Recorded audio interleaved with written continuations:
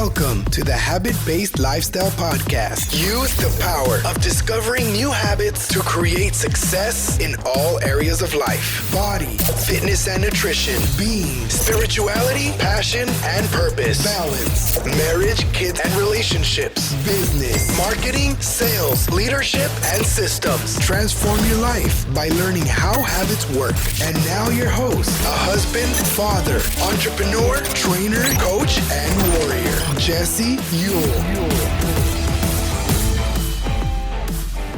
Welcome back to the Habit-Based Lifestyle Podcast. I'm your host, Jesse Ewell, and today we're going to be talking about the habit of who you want to become. So as we get into today's episode, I want to start off by telling you who this episode is for. This is for the frustrated entrepreneur, CEO, who talks about doing the work, who has the to-do lists that are never ending, the person who says they don't have time to get it all done, who works long hours and doesn't fit it all in. This is the person who spends 14 to 16 hours at work, and then when they come home, they're still doing the work. Now, how many times in your life have you been caught up in doing things? How many times in your life have you been caught up with this big ass to-do list, this never-ending to-do list that never gets done? So many entrepreneurs that I get to coach and I get to talk to and interview every single week are caught up in what they're doing. They're caught up in doing the work. They're caught up in their to-do list. They're caught up, but at the same time, they're not actually getting anything done. They're always talking about the things that they need to do, how busy they are, and yet these to-do lists never actually go away. See, they carry around this doing the work like it's a badge of honor that you wear around your neck, and around your neck is this necklace that says, do the work. And I can remember early on when I opened my first business, my first training facility. It was a little 2,000 square foot training facility, and it was me and my manager at the time, or back then it was just another trainer. And I can remember so many days working, early. I would get to work a lot of times at 5 a.m. and I was a trainer at 5 a.m. until oftentimes 7, 8 p.m. at night. I had to-do lists as a trainer. Then, being a business owner, I had to-do lists such as, cleaning the gym. I had to-do lists as a business owner to managing, phone calls, everything that was happening, to managing employees, to being a janitor. I was wearing so many hats and doing so many different jobs that I felt like I was failing at all of them. I was literally doing so many jobs that it was like I never actually got anything done because I was doing so many different things that it felt like everything was just open-ended. I would operate in this way and in this fashion for years. I can even remember bragging about it, that I could fix, cardio equipment. I could fix the gym equipment. I didn't need to hire anybody to do that. I could remember, hey, even I clean the toilets. I train clients. I train employees. And even I can collect on the money. I literally was bragging that I could do it all. See, I was a jack of all trades. And it really took me years to realize that this was one of the most fundamental mistakes I was making, because I got caught up in doing the work and doing more, thinking I was saving time and money by not hiring other people. And I wanted to share this message with you that helped me shift out of this and to start looking at my habits and the things that I was doing in a different way. It helped me shift from my to-do list to a different kind of list, or a different kind of way to look at the habits in a way that actually supported who I wanted to become or who I wanted to be. Now, this morning, I finished up doing my journal like I do every single morning. And I came across this one question that I had asked myself several years ago. But this morning, I came across it again for whatever reason. And I thought to myself, who do I want to become? And immediately the question that came to me was this. The answer that came back is, I want to become the best version of myself. Now, maybe you're listening to this and it's like, yeah, I want to be the best version of myself. And how many times have you got caught up or caught yourself saying this exact same thing? I want to be a better version of myself. I want to be the best version of myself. What does this even mean? We often answer this best version or this better version of myself as if it's just like, hey, I just stopped there. That is the surface level version. The surface level version is, I want to be the best version of myself. I want to be a better version of myself. But what exactly does this even mean? And oftentimes when we do this, it means doing, we immediately start in on this to-do list. So being a better version of myself means I do this, I do this, I do this, I do this. Being the best version of myself means I do this, I do this, I do this, I do this. And so we immediately go to this to-do list, but I want to change up the frame. And I want to make a to-be list. So to be a better version or be the best version of myself, the first two words that start with both of those, or the first two letters that start with both of those words, are be.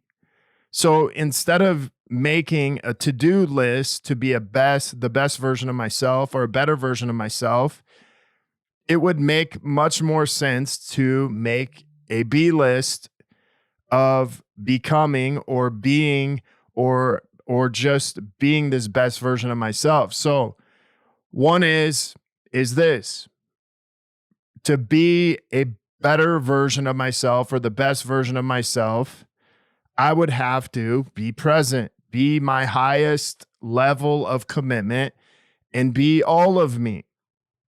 Now, these aren't traditional things that we can just do or just kind of pull out. It's like, okay, we can't do present, but we can be present. We can't do a highest level of commitment. We have to be our highest level of commitment, and we can't do all of me. We have to be all of me. So going one step further, it would look like this. What would it feel like to be my highest level of commitment and all of me? What would it feel like to be present? Because this is what we have to come to understand. The feelings and emotions that line up with who we are becoming, it helps line up our vision of this person, this best version of ourselves. So one, it would be open. I think of like being present as being open. Not only that, I think of being present as listening. Listening to the voice, listening to God, listening to things around me that are either being shown or said, and when I think of being present, I think of,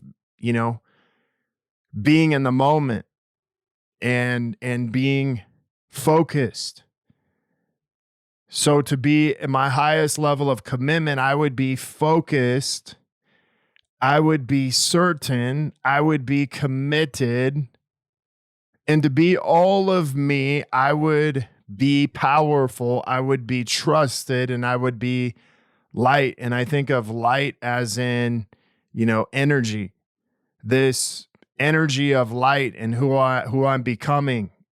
And these things, these attachments or feelings and emotions get lined up with a vision and push me into this right direction. Because when I get caught up in doing, I can't do focused, I can't do powerful, I can't do trusted, I can't do certain, but I can be focused, certain, committed, powerful, trusted, and light.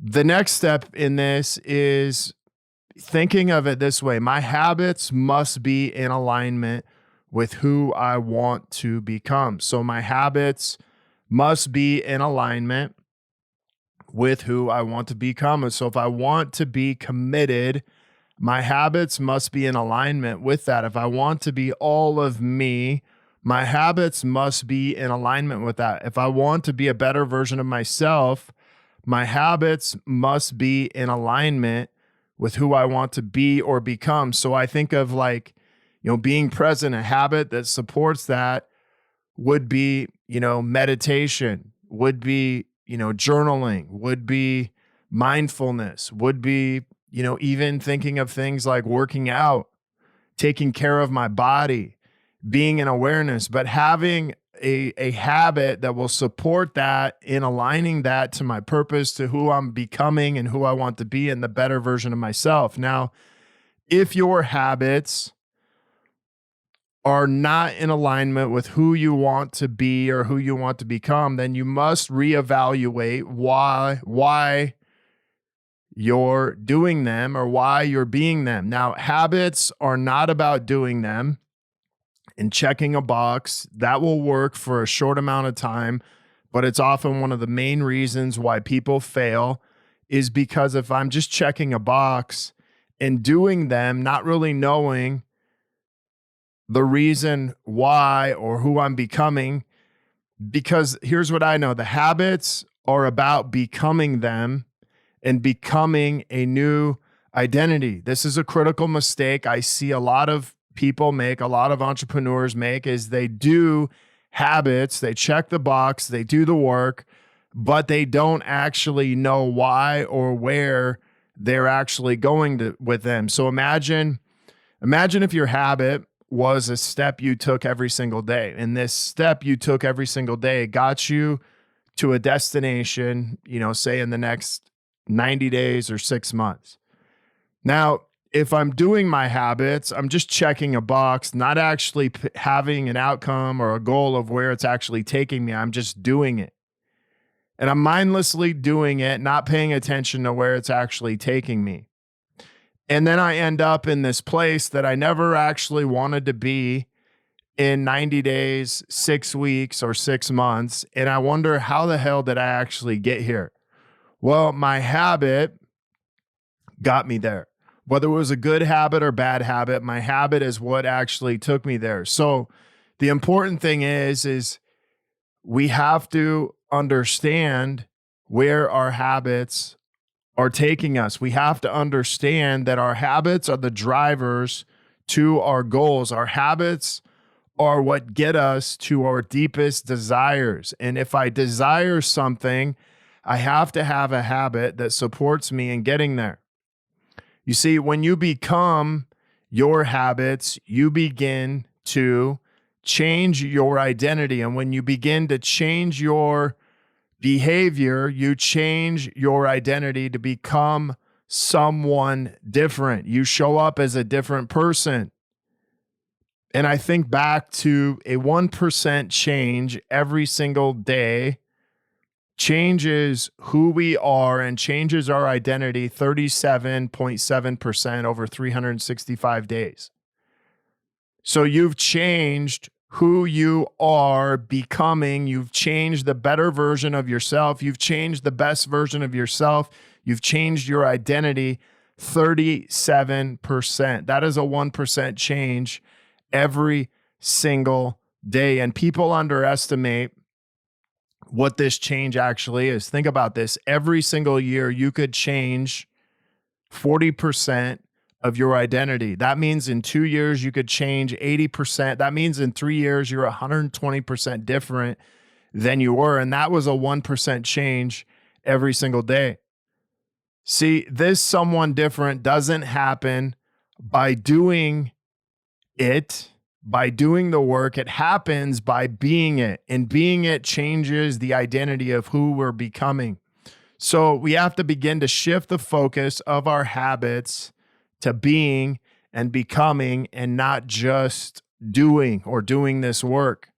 So I'm going to ask you one simple question. Where in your life do you need or desire to begin to shift your habits from doing to being? Maybe the habits, that you're doing aren't supporting who you're becoming, and we have to shift out of that. Maybe you're trying to lose weight by doing exercise and, doing a meal plan. But a true change in our habits will actually end up changing our identity. See, one of the questions that I like to go through is, who do I want to be? And I would look at, hey, who do I want to be in my physical body? Who do I want to become in that physical body? How would that feel to become this person? It's important that we understand, how would it feel, and what identity would this person, would it take, or what identity would this type of person have? So I want to envision this identity that's a possibility of what I could have, and then what habits would support this new identity, because it's important that we start adopting them now, not when we become this person. Because here's what will happen is, if we don't pay attention to what we're doing today, then the identity doesn't change. The identity says, well, I'll just do a bunch of things. I'll change my diet. I'll change my fitness. But we don't actually know if that's really going to support us in changing the identity that we want. So we pick this internal change because this is who we're becoming. This external change is what we have to do to get there. Now, you can do the change, or you can become the change. And when I become the change, I change my identity. And this is the important part of all of this, is to become the change. We have to change from the identity level, because doing the change only changes us, from the external level, which is a temporary change. So as you're on this journey, think about this. Who do I want to become? What identity would this person have? What habits would support this new identity? And then when can I start, or how can I start being these habits? How can I start these habits to help support this? And what exactly do I desire or need? What habits do I desire to actually pull this off? And as you begin to dissect this and go to a deeper level, you begin to realize what habits will actually support you in changing your identity. I want to thank you guys for being on here today. Go back to that last part and listen to that again. I know it's a lot of information. It's very deep, but I believe that it will help you in becoming the person you want to become. It'll also help you in changing the identity of who you are being and the best version of yourself. If you guys are looking to connect further with a group of like-minded people, join myself and so many others in the Habit-Based Lifestyle Secrets group on Facebook, where I will be dropping daily habits to help you live to your full potential. If you want to be one of our next case studies and begin living this habit-based lifestyle, feel free to reach out to me, Jesse at habitbasedlifestyle.com. You can also check out my website, habitbasedlifestyle.com. Until next episode, have a great day.